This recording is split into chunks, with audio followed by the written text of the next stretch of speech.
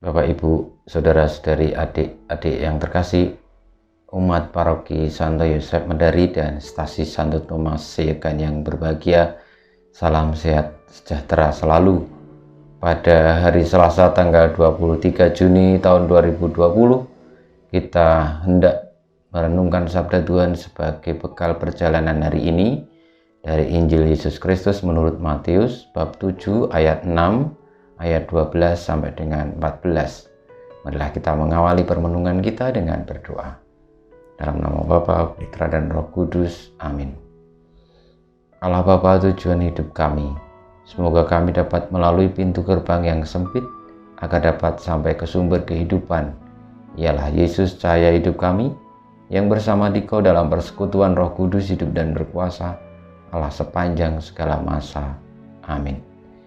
Inilah Injil Yesus Kristus menurut Matius bab 7 ayat 6, 12 sampai dengan 14. Dalam khotbah di bukit, Yesus berkata, "Janganlah kamu memberikan barang yang kudus kepada anjing, dan janganlah kamu melemparkan mutiaramu kepada babi supaya diinjak-injak dengan kakinya, lalu babi itu berbalik mengoyak kamu.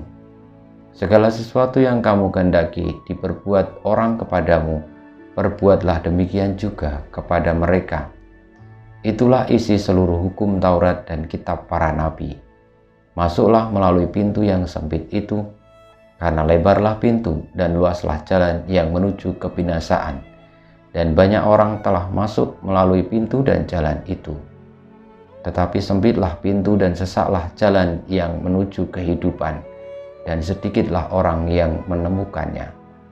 Inilah Injil Tuhan kita. Sabdamu sungguh mengagumkan.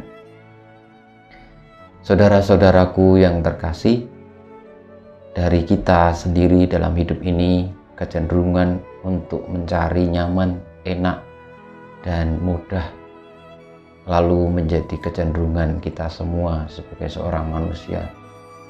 Kalau itu sangat membuat kita senang, maka banyak yang akan mengikuti dan melalui dan meraihnya.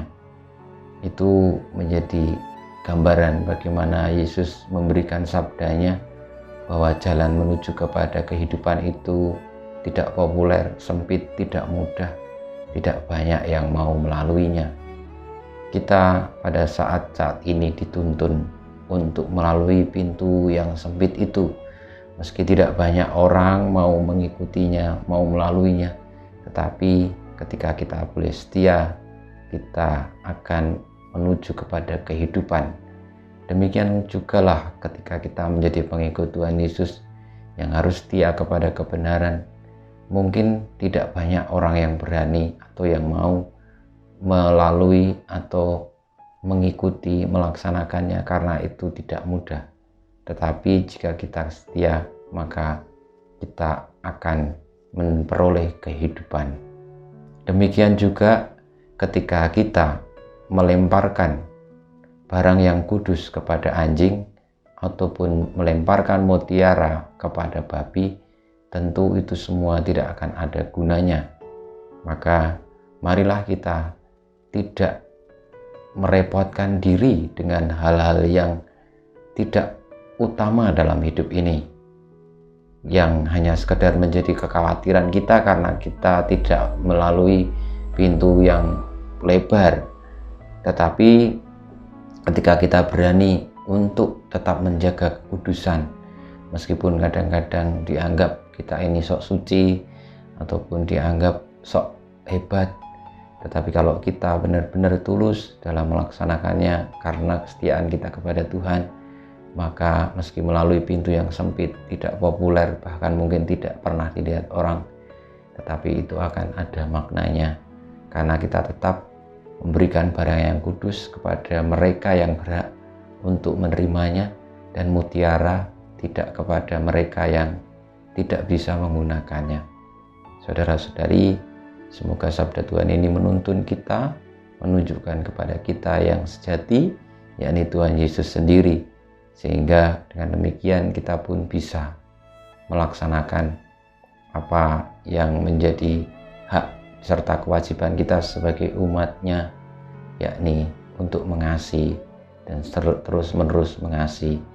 Kita diminta untuk melakukan apapun yang ingin orang lain berbuat pada kita, juga kita berbuat kepadanya. Artinya apa? Artinya kalau kita ingin dicintai, kita ingin dikasih, kita ingin diperhatikan, maka janganlah itu diharapkan pertama kali, tetapi perbuatlah itu kepada orang pertama-tama. Kita mohon berkat Tuhan atas segala hidup kita, atas segala perjuangan kita, supaya kita tetap setia mengikuti jalan yang sempit demi keselamatan dan kehidupan. Kemuliaan kepada Bapa, Putra, dan Roh Kudus, seperti pada permulaan, sekarang, selalu, dan panjang segala abad. Amin. Ya Yesus, jadikanlah hati kami seperti hati-Mu.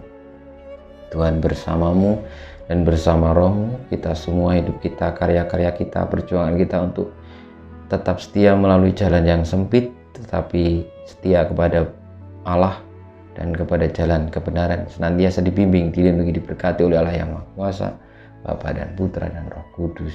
Amin.